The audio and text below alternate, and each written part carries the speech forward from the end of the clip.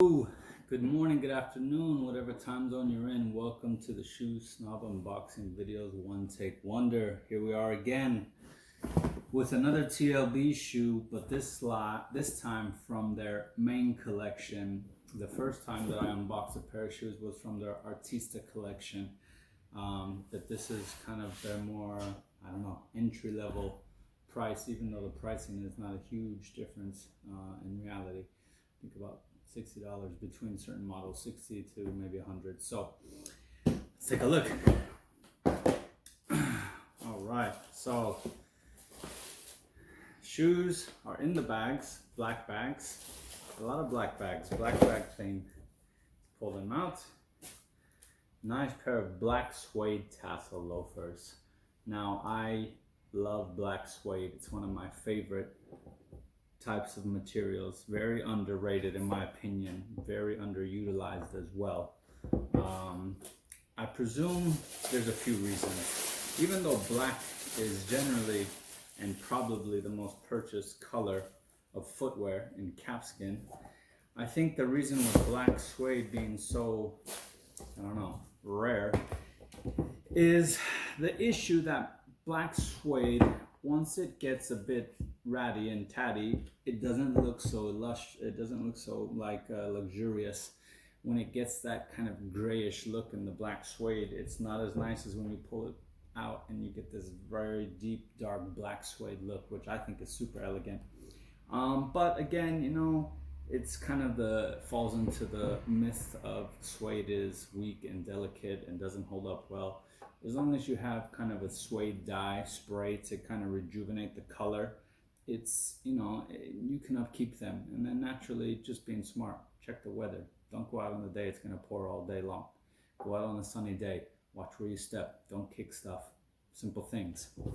So I love black suede. I actually just got 2 new black suede boots for myself, Chuckas and Chelsea's, which I live in the autumn winter. So but here goes a beautiful pair of black suede loafers that I'm excited to get on the feet. As like I said, I love black suede. So let's dive in. The main collection of TLB, as you would, so it's interesting because, you know, they have closed channel soles still. You're not getting an open channel sole, but you are getting a straight waist. There's not a beveled waist. So you see the difference between the sole between the Artista line and the main line. A lot more detailing and finishing on the Artista line, as well as, I believe, refinement in the last. The last, you can tell in this shoe, is slightly more generic. It looks like it's, you know, made to kind of fit everybody. Whereas the Artista last was very defined, very elegant. You could tell when you put it on, it fit the way kind of a hand grade type last should, with tight in the waist, tight in the heel. This one's a bit more kind of generic all around, but you know, that's what you expect when you go from kind of bench grade lines to hand grade lines. But the value is still great because these are $340. The Artista line, I think a pair of loafers in the Artista line is $400. So it's a $60 difference, and you know, that's really what separates. You can tell the quality will be the same as far as materials go. I'm pretty sure this is the same sole leather. Pretty sure they're using the same suedes and leathers, but with the exception of maybe museum calf, because museum calf is very expensive. But what you do see is just the lack of refined details, which is natural. This is what a lot of times you are paying for in a hand grade shoe.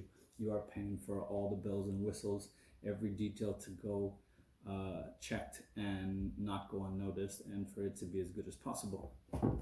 I ordered these in a 6.5, which fit perfect.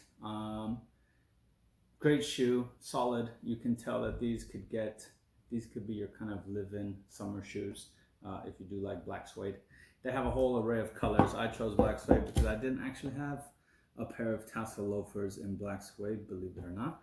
And yeah, they're gonna fit my wardrobe very nicely. I look forward to wearing them and seeing how they hold up. They got a nice sturdy sole.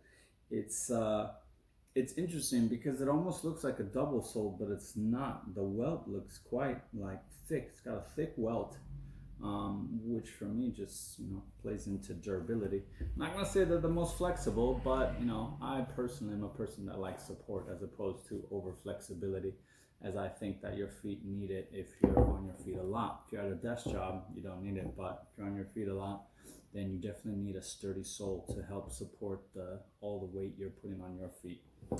Anyway, TLB continue to impress.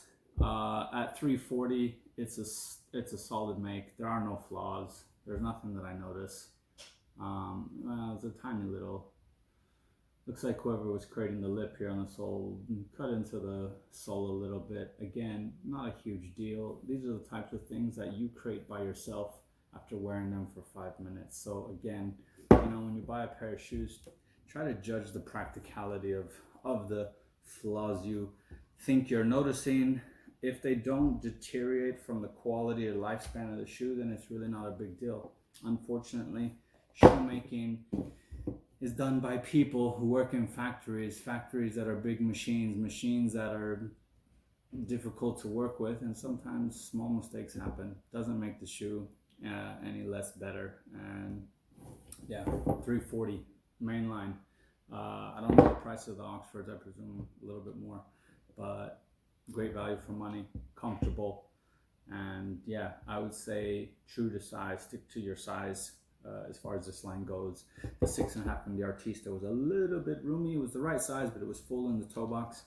These are touch full in the toe box, but good in the length. I do have a narrow foot though. So anyway, TLB Mallorca, check them out. They're making really good things right now, coming out of Spain. Very well made shoes. Wishing everybody a great day. Stay tuned for more. I have more unboxing videos from makers you may not expect. Take care. Bye.